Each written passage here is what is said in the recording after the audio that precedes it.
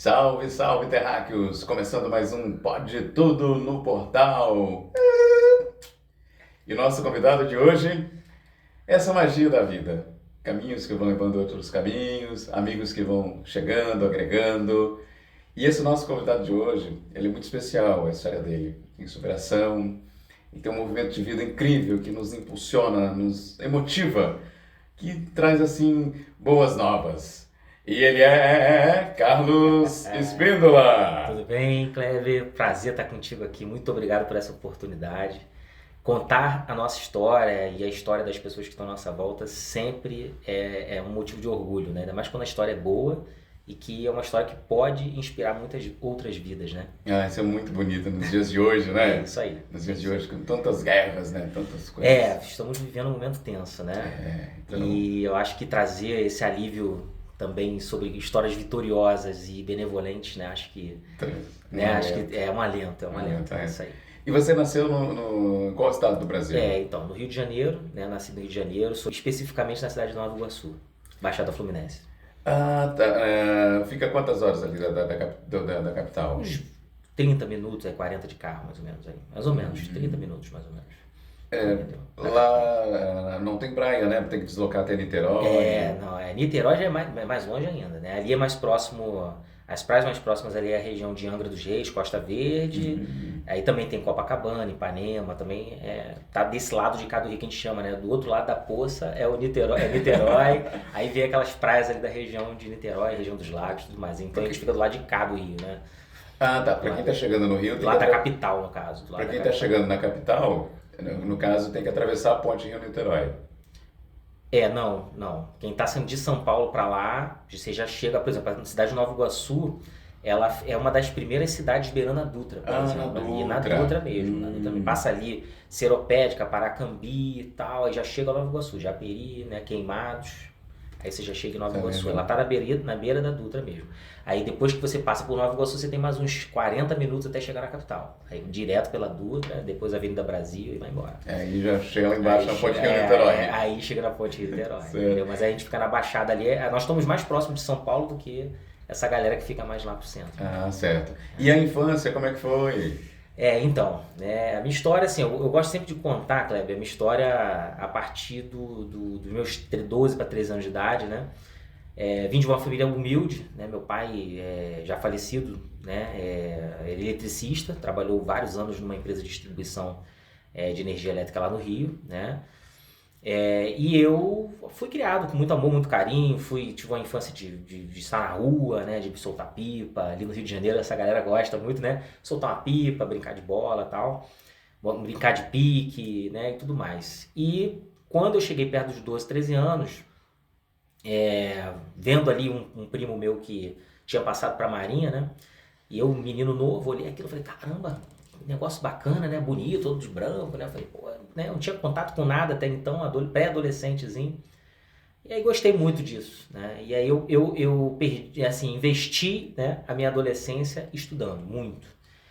A minha adolescência foi em sala de aula, estudando em casa, né? Para poder me passar para a Marinha, né? Na época, né? Que era o Colégio Naval. Então logo cedo você já focou nisso. Já foquei nisso. Eu tive uma excelente infância de rua, mas na adolescência eu já entrei no foco dos estudos realmente, né? Então meu pai ali não tinha um bom salário, né? Vinha de uma situação muito humilde e fazia um esforço para que eu pudesse estudar, né? E ter uma boa instrução para conseguir entrar no meu sonho, né?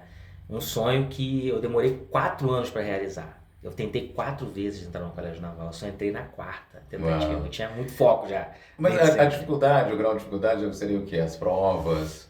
O Colégio Naval, né, para quem conhece aí, na época era o concurso mais difícil do ensino médio, Era muito né? concorrido. Tinha 60 a 100 mil pessoas Nossa. tentando nível Brasil, né? Nível Brasil, que é um concurso nacional.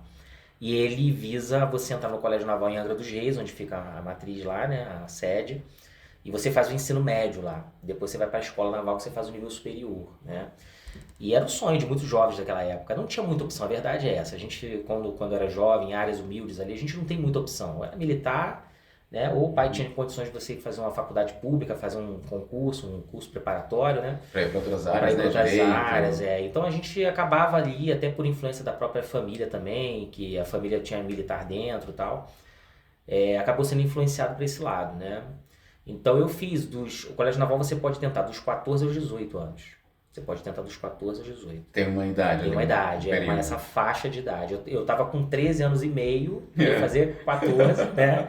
E eu tava no Maracanã, já com 13 anos e meio, com a prancheta. O Maracanã era um concreto, né? Você sentava no concreto, né? Na época, né? Então nós estamos falando de 99 aí, 99. E não tinha muito conforto. Então você levava uma prancheta de casa, ficava agachado fazendo a prova no Maracanã, eu com 13 anos e meio. Então, assim, eu desde muito cedo eu sempre tive muito foco no que eu determinava. Eu determinava que eu queria uma coisa e eu comecei a correr atrás. E hoje em dia ainda é assim? Ainda tem esse mesmo processo? Hoje o Colégio Naval, né, como nasceu muitas outras opções de mercado, o Colégio Naval hoje é bem menos disputado do que naquela época, né? Mas continua, né? Mas hoje as fases iniciais, né? Eles são 2 fases iniciais de provas, né? Matemática e depois vem as outras disciplinas, que é a segunda fase. Normalmente a primeira fase já é feita dentro do quartel mesmo, ali na Casa do Marinheiro, ali na Avenida Brasil, né? Então, eles abordam também a resistência física, essas questões? Não tem, né? Na época eu era bonitão, hoje eu tô todo estragado, né? mas na época eu era bonitão, na época eu tava esbelto, tava bonito. Um bilu teté naquela época. Naquela época, tava muito bem, né? Adolescente. Um broto. Cheio de hormônio. Agora não, agora me estraguei um pouquinho, mas assim... Você tinha que fazer o preparo físico também junto, né? Porque você depois tem os exames médicos e depois você tem a parte de teste físico, fazendo o Cefap. Então as fases então era a escrita, depois provas teóricas, aí depois vinha a parte de exames médicos e depois vinha os testes físicos, né? Essa era a ordem mais ou menos.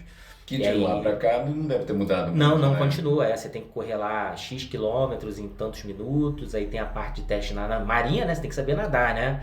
E pior que chegava lá, tinha gente como você aprendeu a nadar? Não, desde cedo. Isso aí foi um investimento que meu pai fez, né?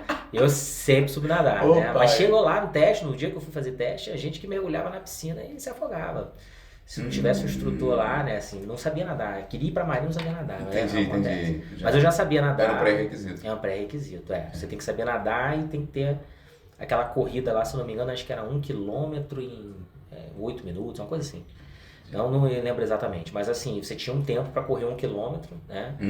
E tinha 2 tentativas. Se você não conseguisse, aí estava eliminado ali já. É a prova eliminatória que eles falam, né? Para o exame físico é prova eliminatória. Se você não conseguir, não conseguiu. E você aprendeu a nadar em piscina, lago, rio? Não, foi piscina. Na época, meu pai fez um esforço, rapaz, porque eu tive um episódio quando eu era criança com a minha mãe de ter me afogado. Então, dali em diante, eles fizeram um esforço para aprender a nadar, né? Porque ficaram meio que traumatizados, né? Sim, Falaram, vamos botar ele para nadar, tal. Acendeu um alerta. Acendeu um alerta e me botaram na natação. Então eu cheguei a fazer natação na infância, na escola que eu estudava tinha natação e eu fazia lá, né? Então foi tranquilo para mim essa parte. E ele já visionário ali. Exatamente. Já dava um pré-preparo, né? É o que eu falo, né? Os pais já tinham essa visão de se ele quiser ser militar, ele vai ter que saber nadar e tal. Então acho que meio foi planejado, entre aspas, também. Pensando lá na frente. Parte, nessa festa. E aí você consegue entrar, então, de fato, na Marinha. Eu entrei, Kleber, no limite dos 18 anos. Eu tava com 17 para 18, era o último ano que eu tinha de tentativa.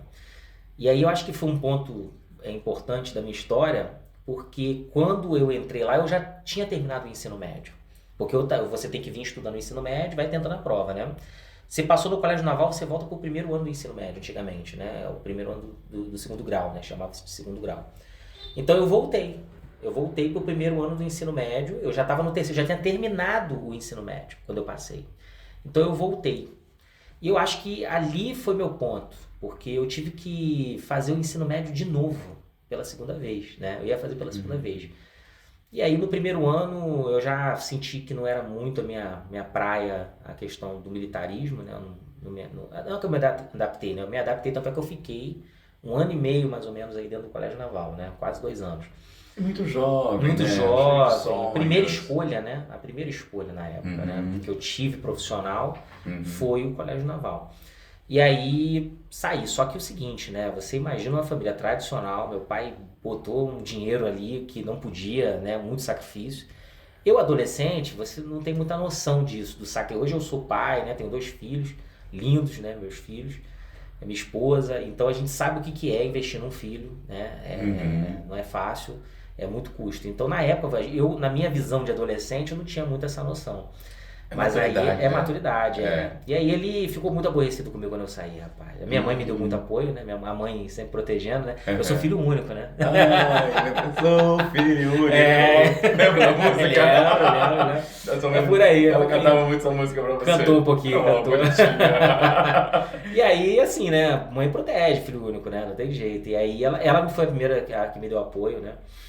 Mas o meu pai ficou bastante aborrecido. Mas assim, o que te deixava inquieto de estar ali, talvez? Olha, Kleber, eu acho que esse é o ponto, né? Porque é como muito eu tento falar para os meus filhos, né? A gente tentar se descobrir o quanto antes, a gente resolve todas as nossas questões o quanto antes, né? E quando você está adolescente, aquela fase conturbada, e eu com 18 já indo para a juventude, né?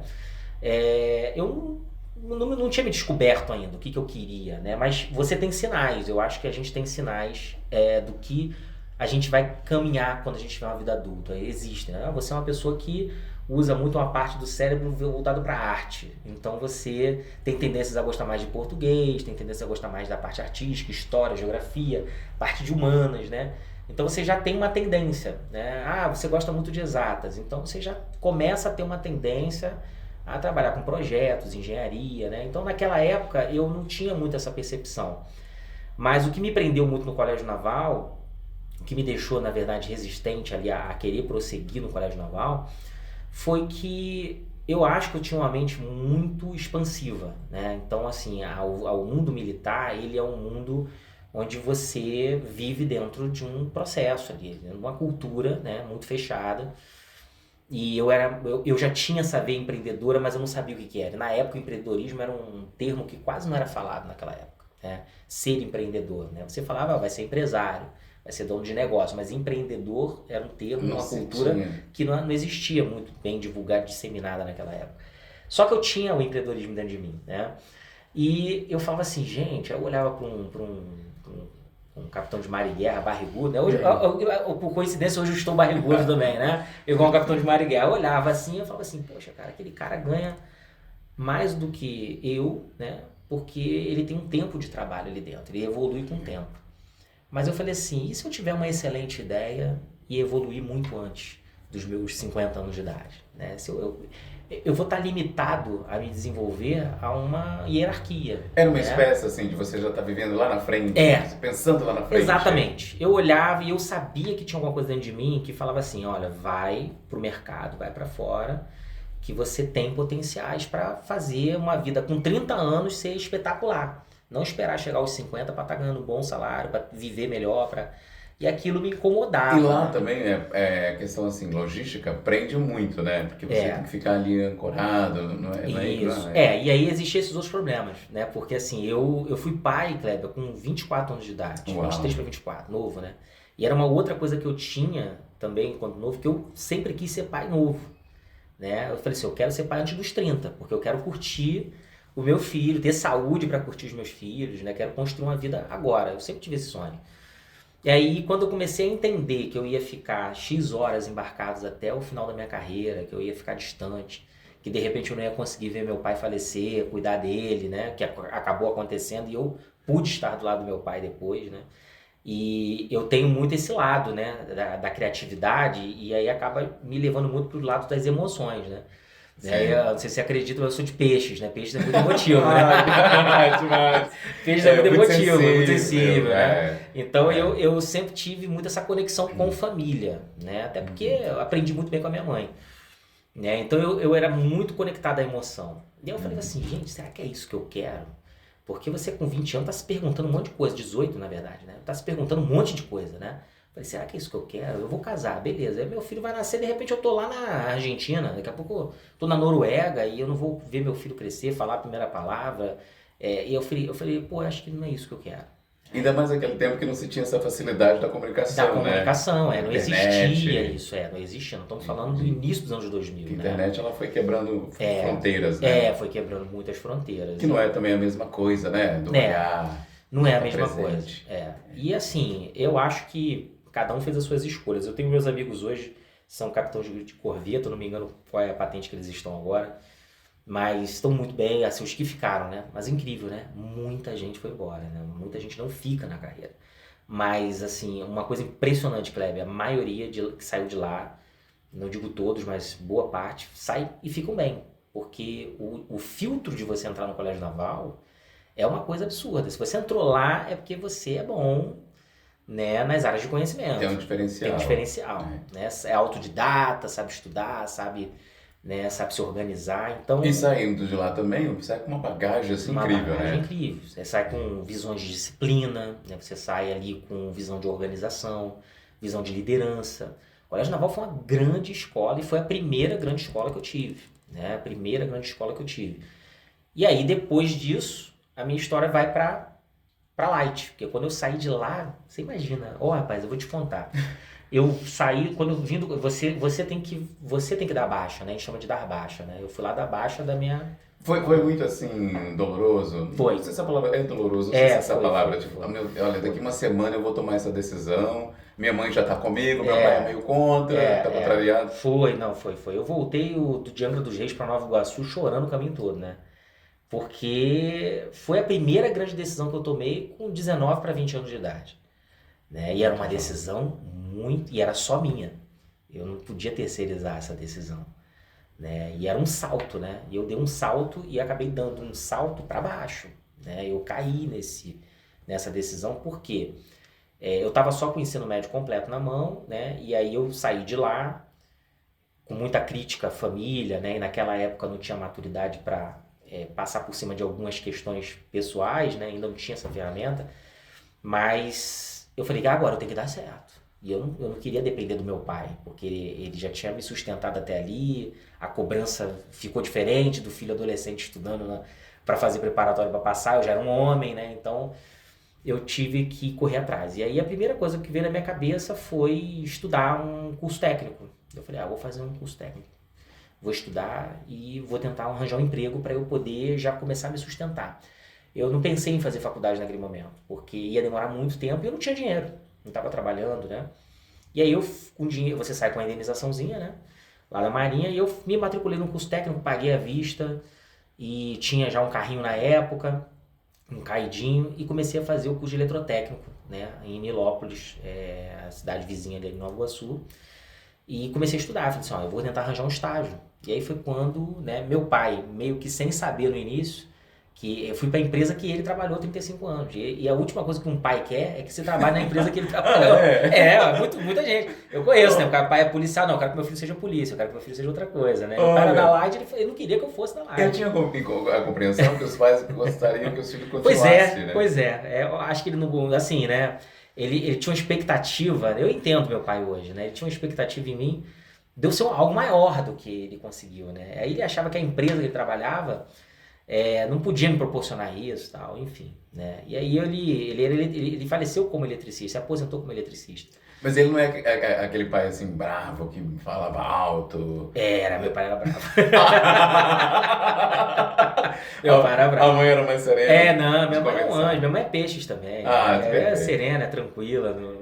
Ela era o equilíbrio. Na verdade, meu pai era de Áries, olha só. Áries com peixe. Nossa, aí é dá um desequilíbrio, é fogo. Ele vinha com a pancada. É dominante com, né? Então, assim, meu pai era muito dominante. Ele vinha com a pancada e ela amortecia. Ela amortecia. Ela me protegeu muito, né? Sim. É bom e é ruim, né? Eu acho que proteger demais também é ruim, mas, assim, graças a Deus, em mim deu um efeito positivo. Deu uma equilibrada. Deu uma equilibrada, E, assim, o que aconteceu foi que eu me candidatei a uma vaga de estágio na empresa lá e eu queria muito vencer. Kleber, eu saía de madrugada, não sabia nem pegar trem. Eu pegava o trem em Nova Iguaçu, ia pra porta da empresa dele, na matriz, e ficava sentado na escadaria esperando o pessoal do RH chegar para poder perguntar se tinha vaga de estágio. E foi assim semanas, né? Barato. E aí o gestor falou assim, olha, rapaz, teu pai, e ele conhecia meu pai, né? Teu pai sabe que você tá ficando aqui, cara, para poder arranjar estágio, não sei o que. Eu falei, não. Ele, quando tiver vaga eu vou te avisar. Eu falei, não, quando a vaga abrir eu já tô sentado na calçada. Aí eu falei pro eu já tô prevenindo. Eu falei assim, quando a vaga sair você só vem aqui fora que eu já tô sentado aqui esperando. Foi. Eu fiquei semanas na frente da empresa e, enfim, a vaga chegou. E era dentro da área mesmo que você estava pensando? Dentro de elétrica. Eu estava fazendo o curso de eletrotécnico, né? E aí estágio na área de elétrica, né? E aí, rapaz, foi incrível. A gente fez a entrevista, né? E comecei a estagiar na região de Jacarepaguá, ali É o no que eu Rio tinha de que Janeiro. perguntar, se você ia fazer algo assim interno ou era externo. Não, era interno e externo, era técnico. Estagiar como se fosse um estágio técnico, né? Então você aprendia coisas no campo da empresa, né? Uhum. Ia para o campo junto com um técnico, acompanhado, você não podia intervir, mas você aprendia tudo que estava acontecendo na rua, né? E aí eu me encantei por isso, eu gostei, comecei a gostar, né? Comecei fazendo estágio novo, uma coisa nova, novidade. E não tinha Não rotina? tinha rotina, cada dia era uma coisa diferente, você atendia cliente, né? Aí eu falei, cara, é isso aqui, vambora, eu vou botar minha energia nisso. Comunicar, falar com pessoas, Comunicar, né? exatamente, falar com Solucionar pessoas, problemas. resolver problemas, é uma coisa que eu Uhum. sempre gostei de fazer, né? E eu falei, cara, isso aqui é muito bom. E aí eu comecei meu estágio era de 6 horas por dia, né? Cara, eu ficava 10, 12 horas dentro da empresa. Uau! Era muita vontade Como diz, vestiu a camisa. vestir a camisa, É. né? Então eu não tinha tempo ruim, era trabalhando direto, me dediquei muito, né? Era 12 meses de estágio, com 9 meses eu fui contratado. Uau! Com 9 meses. Eu fui contratado pela empresa, pela relevância que a gente também acabou exercendo e a vontade de querer estar trabalhando ali, né? Aí nós estamos falando aí de eu com 20 para 21 anos de idade, mais ou menos, 22, 21 para 22. E aí eu fui contratado. Foi quando eu conheci o Fábio, que a gente tava conversando Ah, o aqui. Fabinho, O Fabinho, nosso Fabinho, nosso Fabinho. Fábio Cardoso. Fábio Cardoso, né? Que a gente vai falar muito dele. E demorou muito para você encontrar com o Fabinho, assim, fazer amizade? Não. O Fábio, ele entrou logo no começo da minha carreira. Na verdade, eu, quando entrei na Light, lá, eu falei o nome da empresa aqui, né? Mas não tem problema nenhum. Pode falar, fica à vontade. Quando eu entrei lá na Light, que é a empresa de distribuição lá, né? Uma das principais do Rio. Mas assim, Já era light? já era Eles Light. chegaram a mudar de nome, né? Não, já era Light, né? Já era Light. A Light está lá, na verdade, desde 1905. Né? Esse ano ela fez 120 anos. Uau. Né? A empresa foi a segunda grande escola da minha vida, né? A Light foi uma grande empresa também que o conhecimento corporativo que eu tenho veio de lá, né? É uma grande escola. E aí o Fábio, na verdade, quando eu fui efetivado, eu entrei nas funções do Fábio. O Fábio estava fazendo umas funções lá de requisição de materiais, né, a parte técnica ali, e eu entrei para substituí-lo nessa função. Né? Então, a gente acabou se encontrando já no primeiro momento ali, a gente já se conheceu. Né? E aí, daqui por diante, é aquilo que a gente estava falando aqui um pouco antes nos bastidores aqui, que eu acho que é o seguinte, né? É muito menos sobre mim e muito mais do que aconteceu após esse período. Eu falo muito com o Fábio o Fábio foi a fronteira, né, entre o Carlos naquela fase jovem, confusa e começando cheio de vontade, mas com pensamentos desorganizados, né?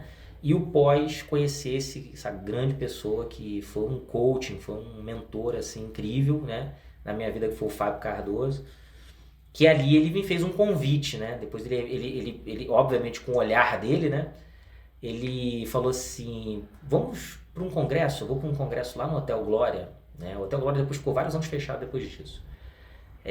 Fronteiras da Consciência, o nome do congresso, né? O pessoal do INAP, o Tojaro Mancilha, que era o diretor do INAP na época, um grande abraço para ele também, que foi um outro mentor muito grande. E eu ali, jovem, topando tudo, né, Kleber? Aquela fase que tu tá dizendo sim pra tudo, né? Sim, Vambora, sim. você quer experiência, Você tá né? aberto, né? Você tá aberto, né? Receptivo. Receptivo.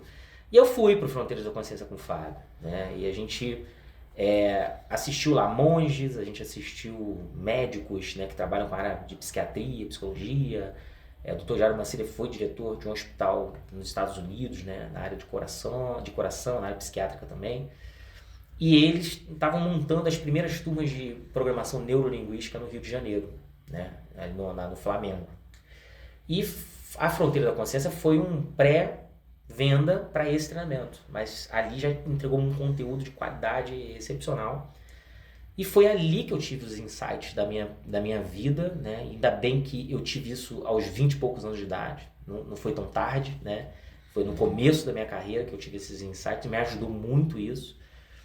E eu falei, cara, você começa a ver sobre expansividade, ver o mundo através de vários filtros, né? Como que você vê o mundo, como é que você interpreta tudo que está à sua frente através da sua... Eu tinha 20 anos, então não tinha muito o que interpretar, eu tinha que estar mais aberto a aprender, né? Para criar bons filtros, né? Com relação a tudo que estava à minha volta. E a programação neurolinguística, ela tem os metamodelos que vão ensinando você a melhorar os seus processos mentais, decisórios, né? Imagina eu com 20 anos ganhando essa ferramenta toda na minha mão, né? E aberto, disposto, né? Aberto, disposto. Mas eu tinha uma visão de continuar no meu trabalho de um jeito. Quando eu fiz a Fronteira da Consciência junto com o Fábio, a minha visão e minha forma de agir como ser humano mudou completamente. E aí eu tive uma carreira meteórica dentro da empresa, porque eu era um jovem que estava com uma ferramenta que ninguém estava, era algo que estava chegando, o Dr. Jairo Macedo estava trazendo da Europa, isso dos Estados Unidos, a programação neurolinguística, era super caro, Cleber. Eu estava ganhando meu primeiro salário, eu me lembro que eu parcelava no cheque, né? Antigamente era tudo cheque, né? Parcelei 24 parcelas no cheque esse treinamento, né? Na época era R$6.000 o treinamento, na época, estou falando de 2004. Era muito dinheiro, R$6.000, e até hoje é muito dinheiro, R$6.000. Até mas se fala um valor desse, muita gente fala, não, é caro, não, você imagina, eu não vou fazer. Inviável. Eu parcelei em 24 cheques lá, na época eu não ganhava muito bem, né? Assim, entre aspas, não ganhava bem, tava no começo de carreira, Sim, né? Mas fiz o curso, fiz o treinamento. Rapaz, eu usei todas essas ferramentas dentro da empresa. E aí eu comecei a ser melhor percebido pela minha liderança. Eu soube apresentar o meu trabalho de forma correta para minha liderança. Eu fui mais proativo, eu comecei a usar as ferramentas de resolução de problemas no dia a dia. E aí as lideranças começaram a me querer, né? Opa, esse menino é diferente, esse menino tá, né? Aprendia tudo, tá buscando. Eu aprendia sistemas em semanas, aprendia, já aplicava, já estava muito aberto a aprender, a desenvolver. E ali, se meu pai não tivesse se aposentado, talvez eu tinha virado chefe dele dentro da Light. Ia virar um técnico supervisor dele dentro da Light. Ganho, né? O ganho. Em 3 anos eu saí de um técnico júnior na época para pleno, né? E dobrei o meu salário em 3 anos dentro da empresa e a coisa foi começando a andar. Né? E assim, você continuou indo nesses congressos, continuou se dedicando? Rapaz, eu vou até hoje. Algumas vezes até como professor, como instrutor, né? Mas muitas até para aprender. Mas vou até hoje e desenvolvo muitas... Assim, essa... É que a gente fala, né? E a gente vai desenvolver aqui ao longo do caminho. Essa benevolência que o Fábio fez por mim hoje, eu me sinto na obrigação completa de fazer isso de graça para quem passa pela minha frente. E a gente fez isso e faz isso hoje. Nós temos uma das missões, quando eu fundei a minha empresa em 2011, a missão principal, né, é desenvolver pessoas. Ponto. Ali, eu não botei uma meta de dinheiro, não botei meta de nada. O meu único propósito era desenvolver. O dinheiro ia vir, eu sabia que ia vir. Mas a gente só pensou nisso. Por isso que quando eu saí da empresa, eu decidi ir para a área de educação, porque foi a área que eu falei assim, é aqui que eu vou desenvolver. O caminho é aqui, é educação. Né? Porque e na Light você ficou... Eu fiquei na área técnica, eu ficava na área técnica supervisionando equipes. Depois eu passei para uma área de educação dentro da própria empresa, dentro da Light. A educação estava te chamando. Estava me chamando. Né? Então eu tinha um líder lá também, um grande abraço para ele aqui, que foi o Almir. Também acho que de certa forma viu esse potencial em mim e me colocou para dar aula para as turmas lá, né? Com as tecnologias novas que vinham entrando dentro da empresa, e eu era o cara que era o multiplicador desse conhecimento. Então eu cheguei a treinar em 3 semanas na Regional Nova Iguaçu, uma tecnologia nova. Nós treinamos 200 eletricistas de campo em 3 semanas. Uau. Que as implementações eram absurdas. E ali eu comecei a falar assim, olha, não é que eu tenho jeito para dar aula, não é que eu tenho jeito para ser professor, né? Eu acho que tem algum caminho aí. E eu estava dentro da empresa já há 6 anos, mais ou menos, né? E aí eu vi... Aquele incômodo do colégio naval começou a surgir dentro de mim de novo. Eu falei assim, tem alguma coisa. Não é só isso aqui, né? Não é só isso aqui. Eu acho que eu via que eu tinha um caminho dentro da empresa, eu estava prestes a ter uma oportunidade de ir à coordenação dentro da empresa, né? E aí a questão salarial não me importava, tal. Me importava que aquela função ia me deixar feliz no propósito que eu estava começando a desenhar na minha vida. Aí eu falei, não, meu caminho não é ser coordenador de equipe, nem ser gerente. Meu caminho é outro. Aí eu já tinha conhecido a minha esposa, né, a Sara. E aí, também foi um tiro muito certo na minha vida, que a Sara compra todas as minhas ideias doidas, entendeu? Se eu falar pra ela, vamos largar tudo e vamos fazer isso, ela vai comigo, Ela entendeu? soma, né? Não, ela soma, ela não pensa, se tiver alta, ela pula junto comigo sem paraquedas. Faz sentido, né? A esposa, ela soma mesmo, ela tá aí somando dia a dia, né? Aí, né, assim, foi fundamental, né, essa ajuda dela, né? Aquilo que a gente vai falar mais à frente é que não se faz nada sozinho, né? Você tem que ter uma boa rede de relacionamento e a esposa é o primeiro é o relacionamento mais direto que você tem, né? Alicerce. Se você não tiver a pessoa que está mais, não seja não somente esposa, mas mãe, pai, irmãos, né, amigos, né? Se você não tiver as pessoas corretas ali, né, você perde esse feeling para desenvolver coisas grandes, né? Porque ela pode estar do lado para destruir ou para construir, né? Acho que esse é o caminho. E ela, nesse caso, foi para construção. Eu fiquei curioso aqui, que você comentou da neurolinguística, nas aplicações dela. E confesso que eu, enfim, outras pessoas também não tem muita, de repente, muita compreensão como ela é aplicada, como se direciona. Perfeito, Kleber, perfeito. A neurolinguística, né, ela trata de processos mentais, né? Então, um estudo nos anos 70, né, de dois pesquisadores, um era linguista e o outro era programador, olha só, programador de computação, e o outro era linguista, né? Eles se uniram e começaram a fazer uma série de testes. Eu estou resumindo bem aqui só para você ter uma ideia da base da programação linguística, né? Mas assim, e eles começaram a fazer alguns testes. Que testes foram esses? Por exemplo, existia na época um excelente terapeuta que pegava um paciente em depressão profunda, né? E esse terapeuta, ele conseguia fazer esse paciente sair de uma depressão em 2 semanas. A maioria dos terapeutas da época demoravam anos para fazer uma pessoa sair de uma depressão. Aí eles falam assim, gente, olha só, muita gente demora 1, 2 anos, 3, às vezes passa uma vida inteira fazendo tratamento e não consegue se libertar de uma depressão, né? Não consegue sair de uma depressão profunda. E esse terapeuta aqui consegue, em poucas semanas, fazer essa pessoa se libertar dessa depressão. Qual é o processo que ele usa para fazer essa pessoa que esses outros não estão fazendo? E aí eles começaram a fazer um teste, filmaram, obviamente com tudo com comum acordo com esse terapeuta e os pacientes, e filmaram como que eram as sessões. O que eles fizeram? Eles copiaram todo o processo mental que ele usava para interferir no paciente, né? E aí mapearam isso, criaram um mapa, um metamodelos que eles chamam, metamodelo de intervenção naquele caso. E aí eles pegaram uma outra pessoa que topou também dentro da pesquisa, passar por uma experiência, só que foi aplicada por uma pessoa que não tinha especialidade na área de terapia. E essa pessoa fez uma aplicação dos mesmos processos mentais que esse terapeuta fez. Qual foi o resultado? O mesmo. Em 3 semanas, aquela pessoa que estava fazendo o experimento também saiu da depressão. Então eles falam assim, opa, então se eu pegar o melhor professor do mundo, o cara que ensina matemática para um aluno, em poucas horas ele está sabendo derivar, integrar, fazer cálculo 1, cálculo 2. Vamos pegar o melhor professor do mundo? Fez o mesmo processo. Vamos pegar o melhor empresário, o empresário que mais fatura, que mais consegue lidar com pessoas, vamos desenhar o processo mental dele, vamos desenhar. E eles criaram esses metamodelos, eles pegaram as pessoas mais bem-sucedidas do mundo, criaram metamodelos. E aí, por exemplo, a pessoa que é muito saudável, viveu até os 120 anos, o que ela fez? Qual foram os processos dela? Eles pegaram todo esse processo e desenharam. Aí criaram o PNL voltado para a saúde, para a educação, para vendas, né? E foram criando vários metamodelos. Então você vai estudando esses metamodelos. E, por exemplo, no meu caso, eu estudei metamodelo da área empresarial, de relacionamento, de comunicação, né? E fui estudando todos os modelos da programação, para você aplicar isso com eficiência no seu dia a dia. E aí você vai conseguir resultados extraordinários, porque você vai estar pegando um modelo de uma pessoa bem-sucedida, né? E aí, se você conseguir seguir aquele modelo, você vai ter resultados ou iguais, ou melhores, ou no mínimo próximos daquele. Mas requer disciplina e dedicação. Disciplina e dedicação. E acreditar no processo, né? E assim, eu sou a prova de que deu certo, né? Eu sou a prova de que deu certo para mim. E muito interessante é que os meus amigos de turma dentro da programação linguística, né?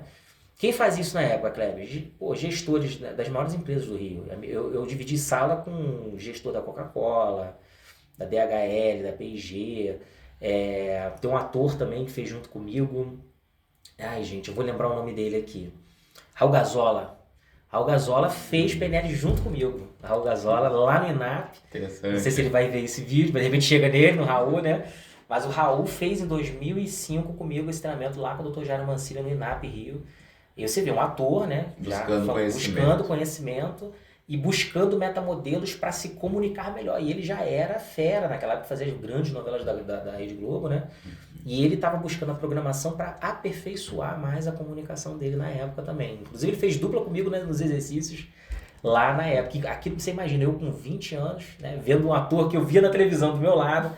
Então, tudo isso é muito disruptivo para mim na época, né? Impulsiona, assim, né? Impulsiona, porque você fala assim, cara, você vive numa bolha, né?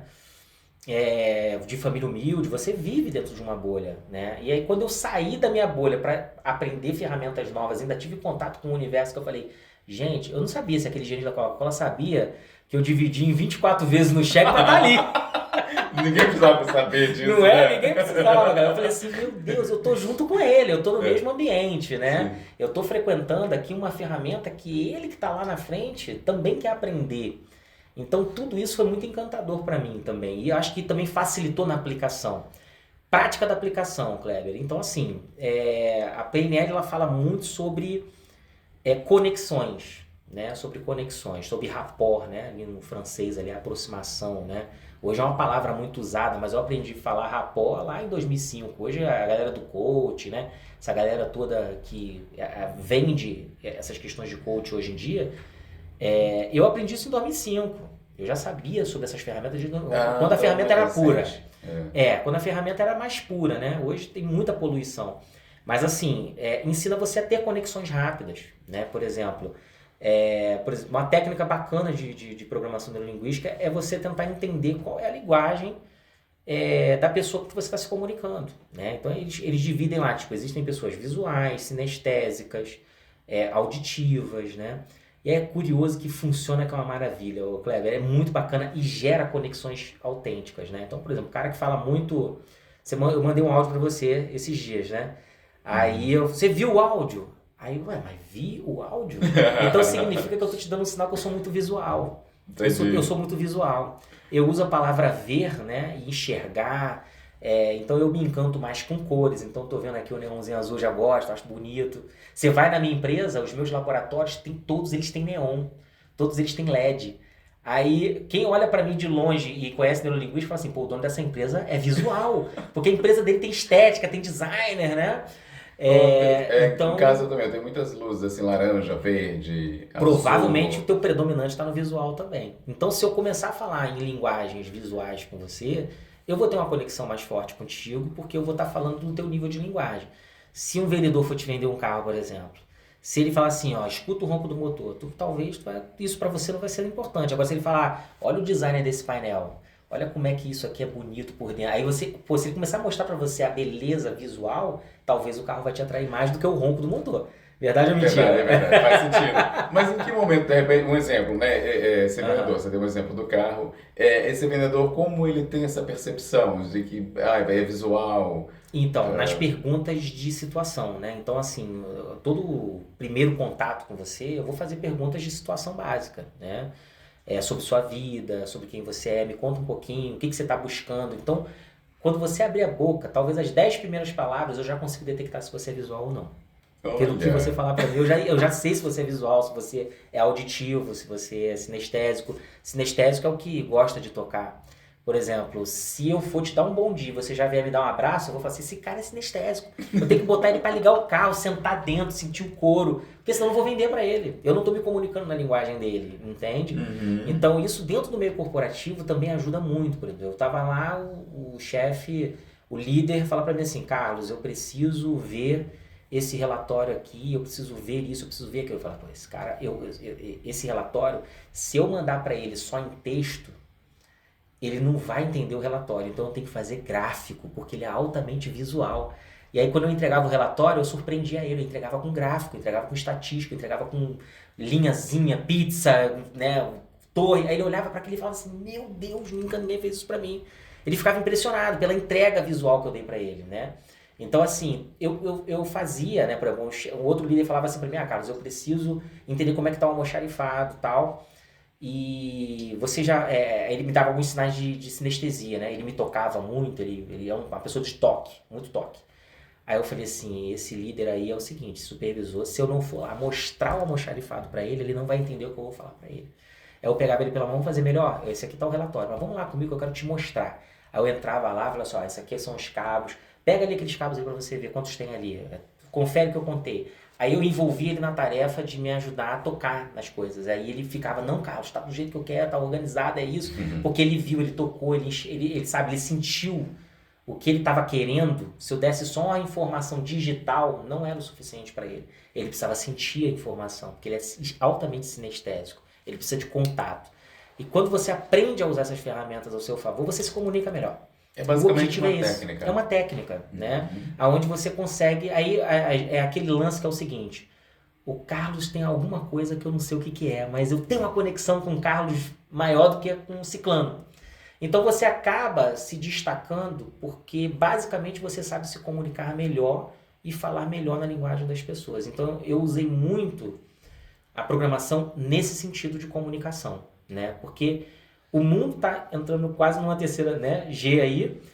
Por quê? Muitos fatores de comunicação envolvidos. Falta de comunicação, falta de alinhamento.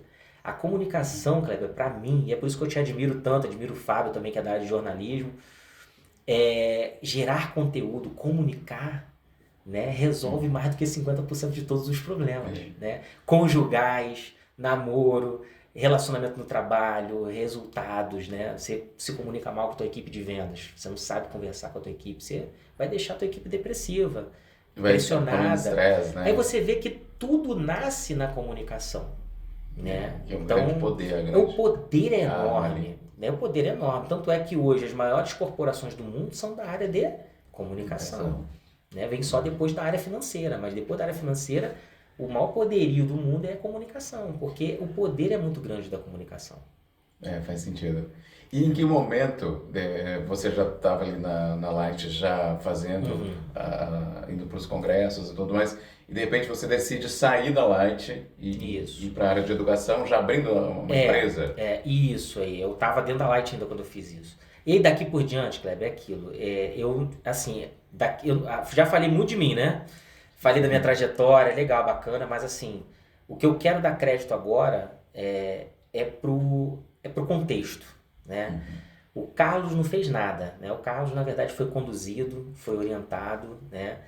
E é legal a gente destacar que o meu crescimento tem tudo a ver com a rede de conexões que eu acabei criando por essa vontade de querer me conectar com as pessoas de uma forma melhor. Porque o segredo... Muita gente me pergunta assim, Carlos, como é que você saiu de uma empresa de 13 metros quadrados, que foi quando eu abri uma empresa, uma sala de 13 metros quadrados, e hoje você tem um prédio, né, inteiro e vende milhões por ano em treinamento, né, que é a nossa empresa hoje é uma empresa de multimilhões ano. Então, como é que você chegou de uma empresa de 13 metros quadrados, com dinheiro, com 10 mil emprestados no banco, para abrir para uma empresa de multimilhões 14 anos depois? Eu falo o seguinte, não tem nada a ver comigo, né? Tem tudo a ver com quem está em volta, com as conexões. Foi o que eu aprendi a fazer com os relacionamentos, né? E não pensar no dinheiro primeiro, pensar nas pessoas, entende? Isso também vem da programação neurolinguística, né? Porque é uma ferramenta que visa melhorar as relações humanas, né? Para que você seja um ser humano melhor e mais conectado. E ensina essa rede, né? O Fábio... talvez intencionalmente, porque ele é um cara muito inteligente, ele fez isso por mim. Ele foi a minha primeira grande conexão, né? Foi o cara que falou assim, tô abrindo essa porta aqui, e quando ele abriu, apareceu aquele paraíso, né? Foi o primeiro paraíso que eu vi, né? Eu falei, caramba, quanta coisa eu posso acessar. Muito interessante, né? Porque, digamos, ele pegou na sua mão, isso. Ele te levou e você se permitiu, abriu, né? Isso. Buscou, né? Direcionou. Você quis, né? Eu quis aquilo ali, né? Eu me permiti, né? Acessar essa porta, né? E eu peguei tudo que eu aprendi, Kleber, e em 2011 abri essa minha empresa. Eu já vinha dando aulas dentro da Light, em outras instituições também ali no Rio. E eu falei que minha filha estava recém-nascida, a Gabriele, né? Hoje com 17 anos. Estava recém-nascida. Fase conturbada da vida aí com meus pais e tudo mais, alguns problemas pessoais, mas enfim. E a responsabilidade de ter um filho, né? A responsabilidade de ter um filho. E eu falei assim, aí eu falei pra minha esposa, né? Aquele papo que a gente tava falando da esposa lá atrás, falei, vamos pular dessa altura agora, vou abrir tudo. Eu vim de um problema financeiro, me organizei, né, tudo mais na época, e eu tava 0 a 0 na minha vida com tudo. Tinha pagado minhas dívidas todas, tava, né, minha filha recém-nascida tinha feito uma dívida grande aí nas Casas Bahia para poder montar um enxoval, né, aquela coisa toda, né.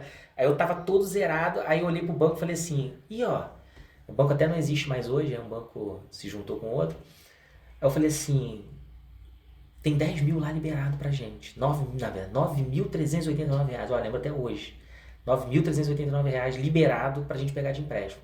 Vamos fazer, alugar a sala e montar uma empresa de treinamento? Ela, e aí, você acabou de secar a dívida agora, vai pegar mesmo? Eu falei, vamos ou não vamos? Vamos. Cara, eu apertei o botão. O dinheiro caiu na conta na hora. Coragem. Rapaz, eu não tinha nem a sala que eu ia alugar direito ainda. Aí eu corri atrás, o prédio que a gente tá hoje, até hoje.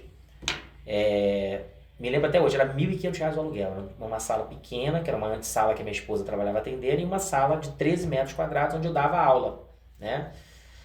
E ali foi. Eu não sabia como que eu ia pagar o aluguel no mês que vem. No mês seguinte, eu tinha um dinheiro ainda guardado lá, mas eu tive que gastar com cadeira, lousa, né? Minha esposa carregou lata de tinta na cabeça para poder pintar a primeira sala, a gente raspou parede, a gente caiu dentro. O tio dela também ajudou a gente nesse primeiro dia.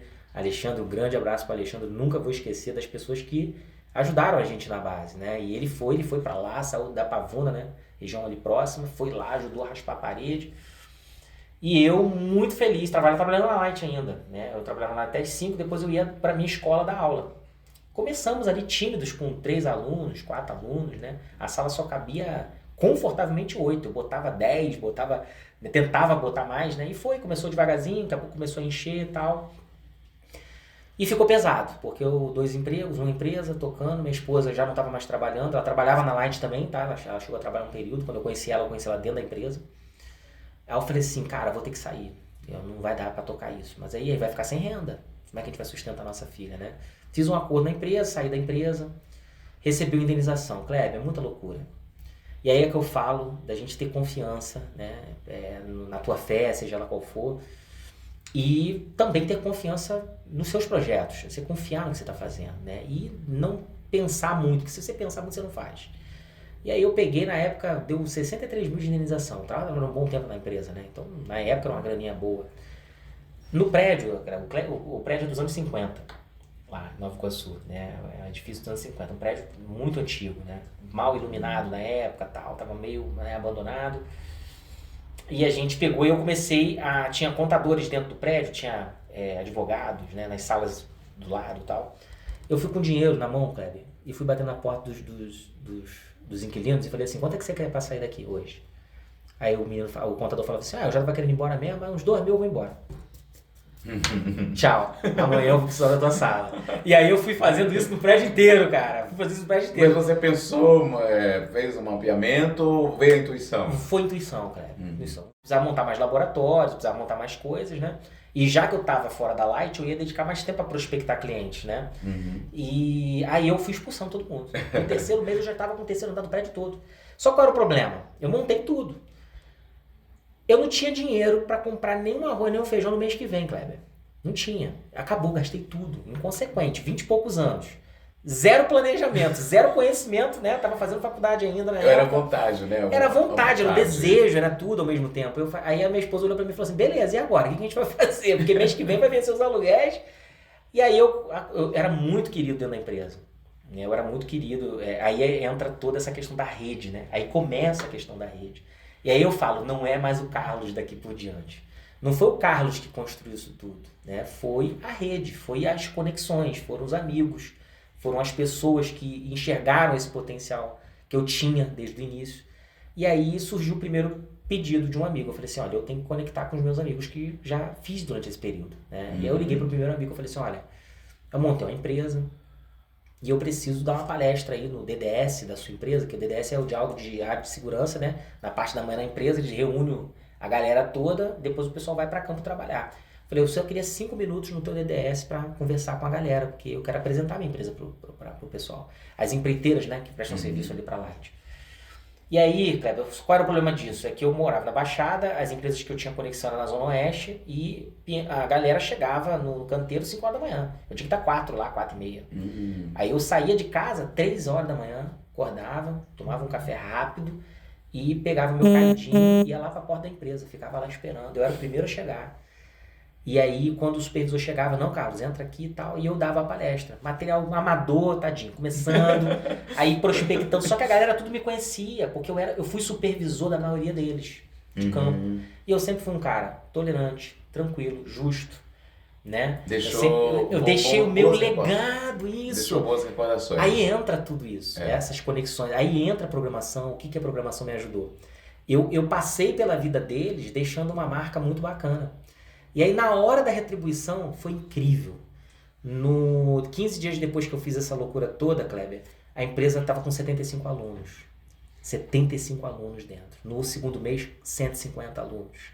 No terceiro mês, 300 alunos. E foi embora, não parou mais. Hoje a gente tem 45 mil formados. E esse foi o ponto. E ali começou a conexão. Aí um amigo ficou sabendo, falou, Carlos, eu vi que você deu palestra lá na empresa tal. Vem aqui na minha empresa também, eu vou te ajudar.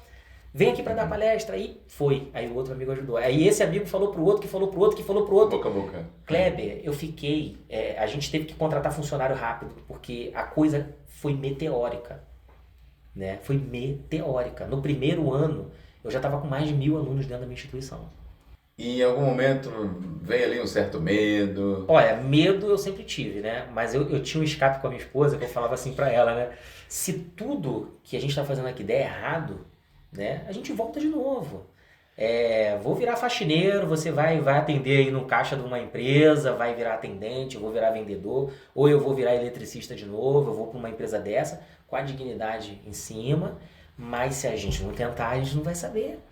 E até o ponto que a gente estava ali, Kleber, não era lógico a gente voltar mais. Já era, a gente já estava envolvido naquele problema ali de um jeito que... Ou vai ou não vai. Porque eu assinei um contrato na época foi de 3 anos, daquelas salas todas.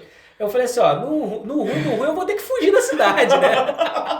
E para outro estado. Para outro estado, que esse cara vai me cobrar isso aqui. Eu tô ferrado, acabei de sair de uma dívida, entrei numa outra de 3 anos, né? Tinha tudo para dar errado, né, Cleber? Mas graças a Deus, assim, eu digo que... Eu não gosto muito de dizer que foi sorte, né? Acho que a sorte andou com a gente, obviamente, né? Mas eu acho que foi toda essa construção. Começou lá no Fábio, né? Aprender a criar conexões, aprender a ter amigos sinceros, aprender a ter pessoas boas à sua volta. E isso você não faz se você não souber fazer. Tem muita gente aí que tem ego, que tem uma série de coisas que atrapalham o desenvolvimento. Então eu tinha total humildade, né? De receber um não, posso fazer uma palestra? Não pode. Não, beleza, tudo bem. Tranquilo, daqui a pouco aquela mesma pessoa abria a porta e falou, não, pô, acho que eu fui rude contigo, nada a ver, vamos lá, vem aqui e tal. Então eu sabia me colocar bem, sabe, nas situações e ter humildade para perder. Perdi muito, são 14 anos de história da C3, não foi só a vitória, nossa senhora, mas teve muitos altos e baixos essa história, entende? E hoje, graças a Deus, muito mais altos do que baixos, né? Mas, assim, erramos muito, porque nós éramos 2 amadores na época, né, minha esposa. Então, no começo, eu perdi dinheiro, quase quebrei várias vezes, pensei em desistir centenas de milhares de vezes, né? Mas a gente sempre foi um apoio um do outro, né? E também muitos amigos, não, Carlos, vamos lá, vai dar certo, isso vai funcionar, você tá precisando de quê? Era assim, né? Você precisa de quê? Quer indicação? Eu vou trazer indicação de empresa. Você quer ir lá pra empresa tal? Aí começavam a vir as pessoas, sabe? Que somavam ali nesse processo. Você perseverando, né? E aí entra essa questão do propósito, porque quando eu abri, né, quando a gente saiu, eu podia ter feito qualquer coisa, Kleber. Eu podia ter aberto uma loja de bijuterias, porque eu saí com um bom dinheiro da empresa, né? Eu podia ter mudado de ideia. E realmente a gente abriu o negócio pelo propósito. E eu acho que a gente fez isso intuitivamente, sem saber que isso nos levaria longe pra caramba. Porque entrou muita gente no começo de negócio falando assim, poxa, Carlos, eu não tenho como pagar esse treinamento, mas eu tô com uma vaga de emprego lá, se eu não pegar esse certificado aqui, eu não vou conseguir trabalhar lá. Você tem um voto de confiança de eu fazer, quando eu puder eu pago pra você. Olha, Kleber, surgiu muita gente assim. E você deu um voto de confiança, né? Exato, Kleber. E assim, uma coisa que já fica aqui de dica, né? Já fica, acho que é um primeiro pilar que é muito importante dentro do negócio. A gente, quando tem um negócio, eu penso o seguinte, a empresa, ela, dentro da definição, né, da empresa, ela tem que ser útil para a sociedade. Ela tem que oferecer algo que resolva problemas e, de certa forma, ser útil para a sociedade. Obviamente que existe a parte do lucro. A empresa, né, A iniciativa privada, ela tem que ter o lucro como um dos pilares. Mas, primeiro, ela tem que resolver um problema e ela tem que ser útil à sociedade. E na época eu acreditava muito na lei do retorno, né? E obviamente isso, olha onde eu estou, né? A lei do retorno existe, né? E aí eu, com a minha esposa, né? A gente questionou sobre isso. Eu falei, não, vamos lá. Eu vou te ajudar lá. Vamos, você vai fazer o treinamento. Kleber, depois de 6 meses, esse cliente voltou para a empresa. Né? E ele conseguiu lá o cargo que ele estava querendo dentro da empresa. E ele entrou na nossa porta com uma pessoa. Falou assim, ó, tô trazendo aqui um amigo meu para fazer o treinamento contigo. Vim te agradecer por tudo que você fez. Vou te pagar no mês que vem, mas eu já tô trazendo uma pessoa aqui porque eu falei para ele que não tem outro lugar melhor para treinar, onde o dono tem o coração que você tem, cara. E eu não vou botar ele em lugar nenhum. E a nossa empresa ainda era muito pequena, humilde. Tinha outros concorrentes no local que ele podia ter indicado, né? No mês seguinte ele pagou, ele cumpriu. E até hoje, ele é um grande amigo nosso. Ele leva a gente para minha empresa. Ele já deve ter levado uns 1.000 alunos, esses 45 mil. E sempre volta aí trazendo. E ele é um dentre as centenas de milhares de alunos que a gente ajudou no meio do caminho. Muitas histórias de gente que subiu a escada da minha empresa, falou assim, Carlos, eu não sei o que eu vou fazer da minha vida, estou desempregado, me ajuda. E meu amigo meu falou que você ajudou ele, aí vinha um monte de gente. Né? As referências, né? E aí eu nunca disse não, Kleber. Nunca disse não. Óbvio, eu tinha um filtro para saber se era sincero, se realmente eu fazia o mínimo de perguntas para entender, porque existem pessoas que usam isso como maldade, o teu coração é bom, né? Você pode ser enrolado, mas eu sempre verificava. Casos de eu estar lá com um aluno e daqui a pouco o aluno consegue, né, o certificado, vai para o emprego, de esposa ligar chorando para mim. Olha, tu não tem noção, meu marido estava 2 anos desempregado. Se não fosse o teu treinamento, a gente não sabia nem o que ia comer no mês seguinte. Eu já ajudei aluno com cesta básica. Chegava lá, além de dar o treinamento, eu via que ele não tinha o que comer em casa. Ele não me pedia. Né? Mas eu falava assim, quanto tempo você está desempregado? Ele, cara, X tempo. Tem uma semana que eu não boto 1 centavo no bolso. Eu peguei o último dia da passagem para vir aqui para te pedir isso aqui. E era verdade. Chegava tênis rasgado, roupa surrada. Você via que a pessoa estava precisando de ajuda, sabe?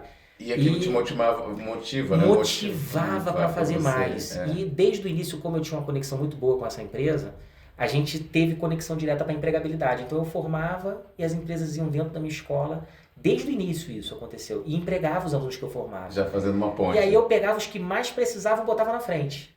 Os que não pagavam, eu botava na frente e empregava essa galera. Mas aí você vê, Kleber, e assim...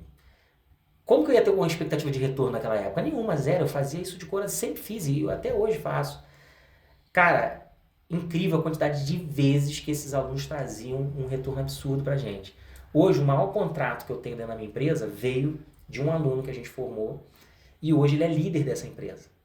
Ele é líder dessa empresa. E ele falou assim, ó, Carlos, eu tô com 200 alunos pra treinar agora. Você treina pra mim?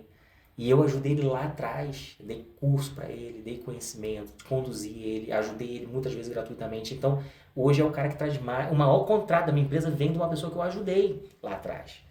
Então, o poder da conexão e o poder da doação, o poder de ser verdadeiro nos seus atos, eles abrem muitos caminhos para você. Que é além do retorno também, além do retorno. Esquece, é aquilo, é fazer sem olhar. Óbvio, ajudei 4.000 pessoas, as 4.000 me trouxeram alguma coisa. Gente, eu não faço conta, eu não sei. Eu não faço conta, porque para mim não importa. Agora, os resultados desse retorno você consegue perceber, né? Como esse caso, por exemplo. Eu nem lembrava, ele, pô, cara, tu nem lembra que tu me deu esse curso aqui? Eu falei, não, nem lembro. Tu me pediu, eu te dei, então... Ele, mas hoje eu sou o gerente lá, eu vou trazer esse contrato todo para você, eu quero retribuir. Eu quero retribuir. Esse treinamento que vocês dão... como é a prática dele? Ah, legal, Kleber. A nossa escola é uma escola profissionalizante. Então, cursos, nós temos várias modalidades, né? Qualificação profissional são os cursos rápidos, né? Eletricista, refrigerista, instala split, o eletricista para mexer na parte elétrica de residência, indústria, né? Conserto de celular, tablet, iPhone, né? Tem vários treinamentos profissionalizantes lá, né? Cursos técnicos autorizados pela Secretaria Estadual de Educação, onde você dá ali eletrotécnico, segurança do trabalho, administração, logística, eletrônica, telecomunicações, aí são vários treinamentos técnicos. Nossa, aí engloba muita coisa. Não, nós temos muitos produtos hoje. Só de técnico são 17 produtos. Uau. Né? Mecânica, mecatrônica, automação, né? Elétrica é a nosso maior forte, né, hoje, é o que mais vende hoje dentro da empresa, é as áreas de elétrica, que é onde emprega mais, onde você tem mais oportunidade. E também hoje temos parcerias aqui com a Universidade de São Paulo, que nós representamos lá no Rio, e temos toda a parte de nível superior híbrido para engenharia elétrica, engenharia civil. A gente hoje tem toda a solução. Se você não tem o ensino médio, a gente tem o supletivo. Então a gente tem o supletivo, curso de qualificação rápida para quem tem pressa de ganhar dinheiro, técnico, que é um ano e meio, e nível superior também. Então a gente engloba toda a cadeia de conhecimento. Então se você chega lá, que é o caso, né, tem aluno que chegou lá sem o ensino médio, a gente formou ele no ensino médio, né, orientou ele a fazer uma qualificação para ele poder ter uma colocação no mercado. Aí ele fez. Depois ele fez o técnico. E depois ele fez a engenharia.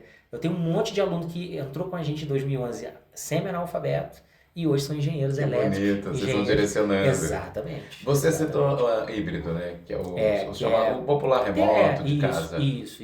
Como que é feito esse procedimento? Então, o nosso curso híbrido, o aluno ele tem uma plataforma, né, bem estruturada, né, onde tem videoaulas e tudo mais, e ele tem uma porcentagem de aulas dentro da unidade física que a gente tem lá. Né? Então, a gente vende o híbrido regionalmente, né, ali. Então, o aluno ele se matricula, ele às vezes não tem tempo, trabalha. Às vezes o nosso aluno é muito Uber, então ele tem que ter um tempo trabalhando para poder fazer dinheiro e tal. Então ele tira 1, 2 dias na semana, 3 até, dependendo do treinamento que ele faça, e vai para a unidade fazer práticas laboratoriais. E os conteúdos teóricos ele estuda pela plataforma digital. Então digamos que, sei lá, tem uma pessoa lá em Salvador, ela consegue acessar a plataforma. Ela vai conseguir fazer o treinamento 100% EAD, porque para ter o híbrido ela precisa de ter a estrutura física. E hoje a gente só está no Rio, né? Então fora do estado só faz 100% à distância.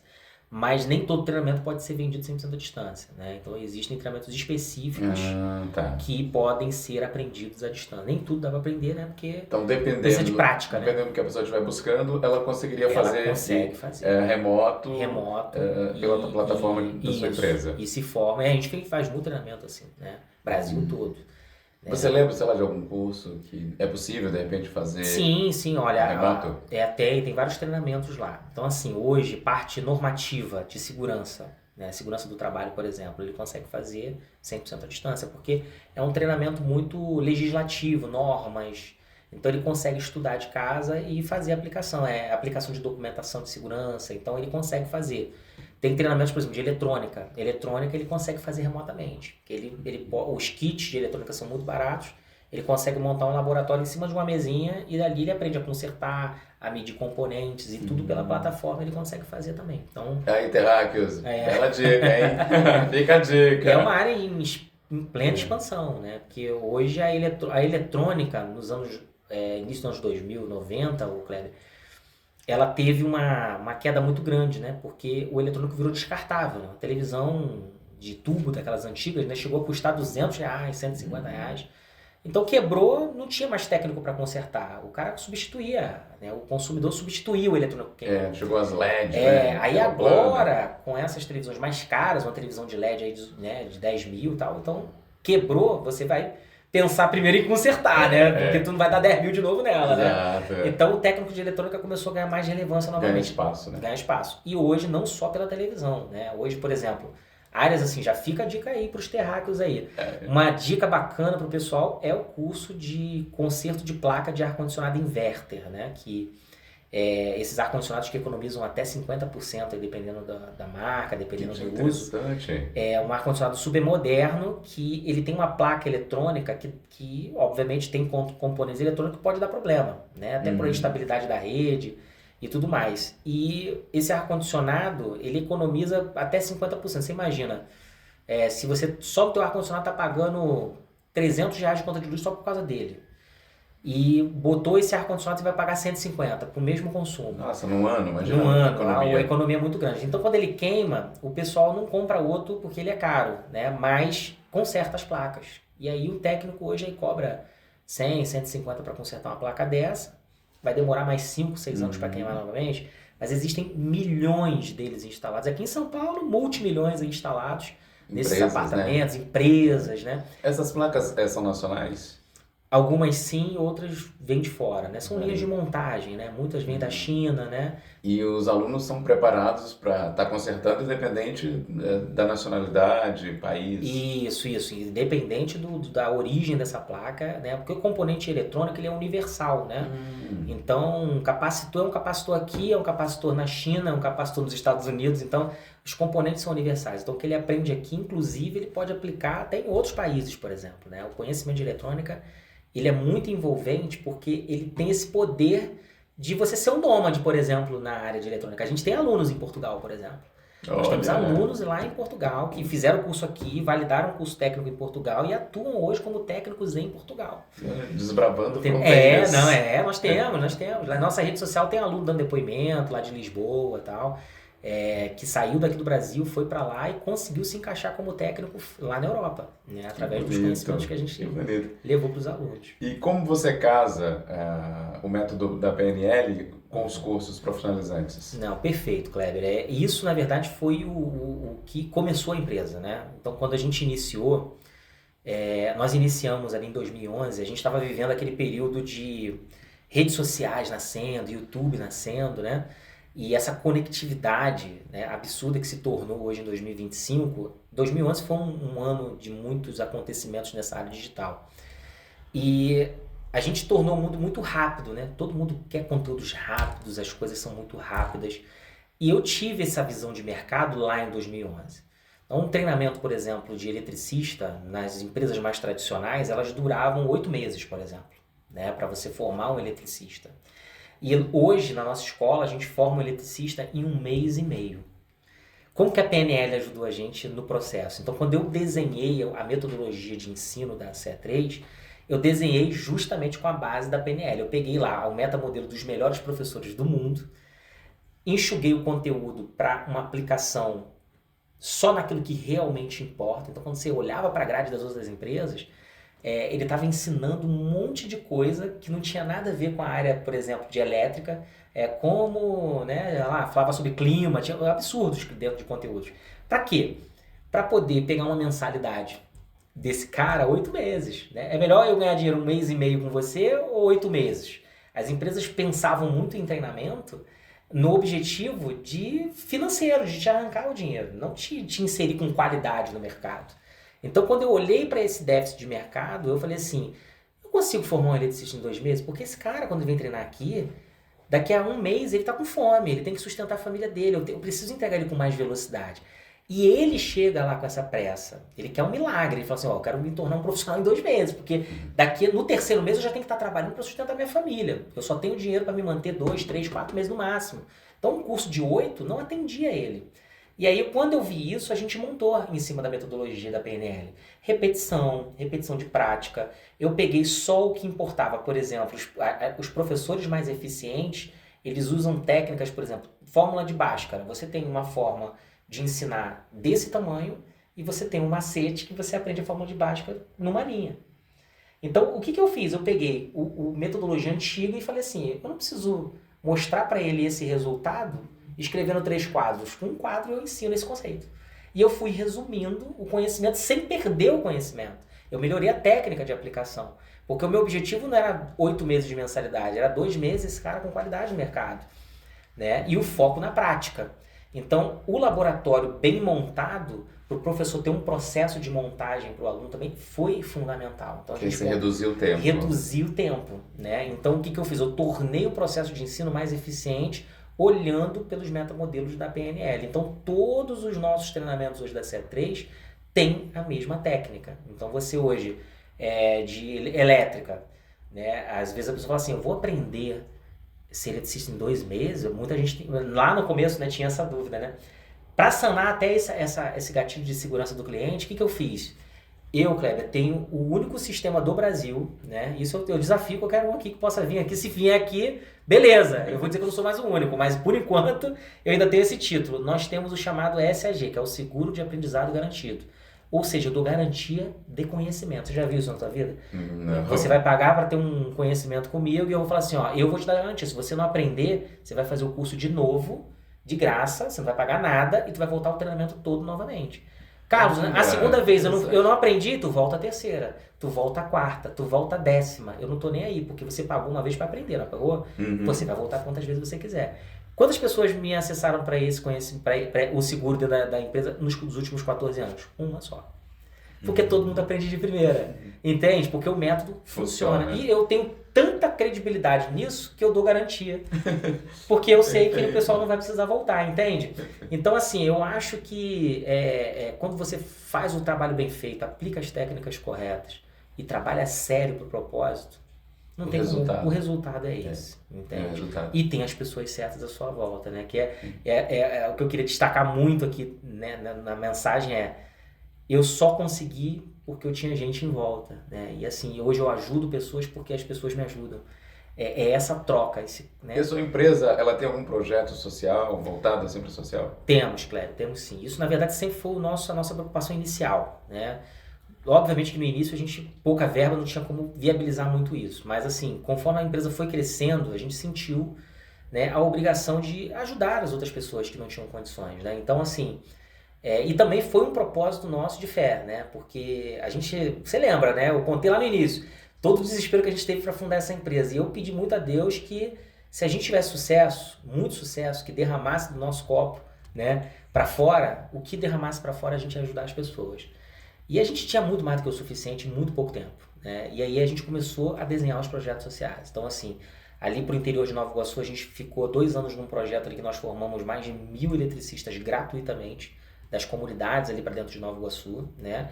Em frente ao complexo de Bangu, nós temos ali parceria com uma igreja ali também, a Filadélfia, né? Com o Pastor Naldo, né? Um forte abraço, Pastor Naldo, que ali a gente formou centenas de alunos, né? Que vivem ali no entorno, que eu não sei se você conhece bem ali o complexo de Bangu, Kleber, mas ali em volta criou-se uma comunidade, né? No presídio. Como é que nasceu aquela comunidade ali? Muitos presos de outros estados, as famílias, para poder ter condições de visitar esses presos de outros estados, começaram a formar aquela comunidade para estar próximo aos maridos, aos parentes que estavam presos ali. E aí, obviamente, houve um crescimento desordenado ali naquela região. E, obviamente, Rio de Janeiro, né, e todos os fatores ali corroboram para você ter uma comunidade perigosa, com pouco índice de pessoas que têm um ensino médio completo, né? E aquelas questões sociais, os problemas sociais que hoje a gente tem no Brasil todo, e Rio de Janeiro é bem latente isso, né? E aí, esse pastor me acionou, ele viu que eu fazia vários projetos, e aí aquilo que eu falei pra você, eu não sei dizer não pra uma coisa boa, né? E eu falei, vamos! E aí a gente começou a montar uma unidade lá, doamos materiais e tudo mais, o pastor também se esforçou, comprou muita coisa, a gente uniu forças e lá hoje tem mais de 200 alunos formados.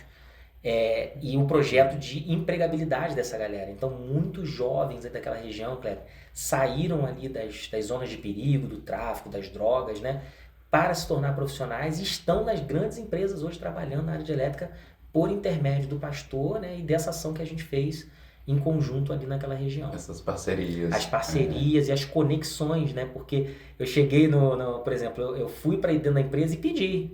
Porque eu acho que é isso. Nosso papel social como empresa primária é essa. Eu falei, olha, tô treinando essa galera, a galera não tem problemas com drogas, né? A princípio.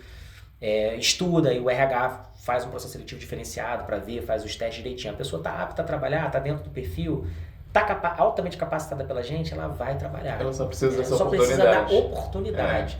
E a gente entra quebrando esse paradigma, essa, né? Barreira aí. Dessa barreira que às vezes a empresa... Pré-julgamento, né? Pré-julgamento, né? Então a gente vem quebrando. E esse é um dos meus, por incrível que pareça, Kleber, hoje eu tenho uma empresa muito estruturada, tenho excelentes funcionários, profissionais comigo trabalhando. E hoje a maior parte do meu tempo é relações públicas da minha empresa para poder levar o currículo dos meus alunos para as grandes empresas empregarem. Tanto é que hoje a gente tem um índice de vários 1.000 alunos empregados diretamente para a nossa empresa. E a minha missão hoje é empregar os meus alunos, ajudar nos projetos sociais e continuar fazendo boas conexões para modificar, né, a sociedade. Eu fico pensando, na Nova Iguaçu foram 45.000 alunos. A gente modificou um status quo ali do município Hoje, se o município quiser montar uma rede de indústrias ali, ela tem dentro dela vários profissionais aptos a assumir uma indústria, uma máquina, a entender, a fazer a parte eletrônica de uma máquina. Então, assim, olha como é que a gente mudou, né, a situação. A gente tirou aluno de Nova Iguaçu e levou para Portugal. Né? A gente tirou alunos de Nova Iguaçu para o Espírito Santo. A gente tem uma empresa parceira no Espírito Santo também que levou mais de 20 alunos nossos para lá, ajudando com moradia. A empresa levou, pagou alojamento para ele, para a família, tal, apartamentos e tal, até eles se estabelecerem. Isso foi um marco da nossa rede social lá. Os alunos agradecendo, olha, cara, eu estava em Nova Iguaçu, eu estava vivendo no Espírito Santo com qualidade de vida e estava ali no município. Era um aluno leigo, entrou sem saber nem fazer um circuito elétrico e hoje está trabalhando numa grande concessionária lá e com dignidade, sustentando a família. Então, essa transformação social é que nos impulsiona hoje dentro do negócio. De mudar vidas, transformar, né? E continuar trazendo boas pessoas, assim como você, como o Fábio, pessoas que divulgam, pessoas que ajudam a gente nos processos, para que esse trabalho não pare. Sim, que continue, reverbere, né? Que reverbere por ano, até depois da minha existência. Né? Parabéns pela trajetória, coisa bonita. É isso aí, gente. Enche a gente de esperança, né? É muito bonita a trajetória, a história, é muito bonita. Conjugue um verbo. Bem, tem dois aqui que estão na minha mente, né? Mas eu acho que compartilhar, né? Ou conectar, né? Certo? Não sei se pode ser dois. Vamos quebrar o protocolo aqui, pode ser dois. Pode, você pode tudo. Mas assim, eu acho que quando eu compartilho, tu compartilhas, né? Eles compartilham e todo mundo está nessa conjugação, né? De distribuir para multiplicar, né? Eu acho que tudo dá certo. Eu nunca vi uma pessoa egoísta crescer de uma forma tão pura como a gente cresceu, né? Acho que qualquer pessoa, até com maldade, cresce. Mas eu acho que o coração fica contaminado. Eu acho que tem pouca base, pouca elasticidade de continuidade, né? Eu acho que, assim, eu sempre quis atrair pessoas na mesma vibe que eu tenho, né? Vamos colocar assim numa linguagem mais atual, né? Então, assim, eu sempre quis, eu sou muito feliz. Eu acordo, eu olho pro meu telefone, não tem ninguém me cobrando nada, só tem gente me ajudando, me doando, sabe? Minha filha tá indo pra faculdade agora, né? Ela quer fazer veterinária. Eu já tenho amigos que descobriram que ela quer fazer veterinária e falam assim, poxa, eu acho que eu vou trazer ela pra uma clínica aqui, eu vou indicar. É sempre assim, sabe? É sempre assim. Somando, né? É uma soma. Então, acho que compartilhar é uma palavra que eu acho que é do século XXI, né? O compartilhamento nasceu com muita força na internet, né? E eu acho que não está fora de moda ainda, né? Então, compartilhar, clicar aquele botãozinho de compartilhar para multiplicar, eu acho que é o que eu daria de dica para as pessoas que estão assistindo. E vocês aí, terráqueos, compartilha! E os terráqueos encontram você aonde? Aí seus contatos? Então, pessoal, a nossa página da escola, né, CE3 Soluções Educacionais, @ né, CE3 Soluções Educacionais. No Facebook também é só colocar CE3 Soluções Educacionais. A minha página pessoal também, se o pessoal quiser seguir lá, tem bastante conteúdo que eu faço lá também, de gestão, de empreendedorismo também, é carlos.ce3. CE3 está na minha vida, né? Então, carlos.ce3, vai lá, segue a gente e conversa lá conosco. Se tiver alguma coisa que a gente possa fazer pelas pessoas, pode contar com a nossa empresa. Obrigado pela sua presença. Obrigado a você, tempo. Nada, que isso. Foi uma alegria muito grande. Para mim também. E tudo de bom para você. Tá? Ok, muito obrigado, Cléber, pela sua oportunidade de compartilhar um pouco da nossa história. É isso aí, compartilha! Terráqueos, obrigado aí pela audiência, por estar aqui com a gente. Um beijo no coração de cada um de vocês e até mais.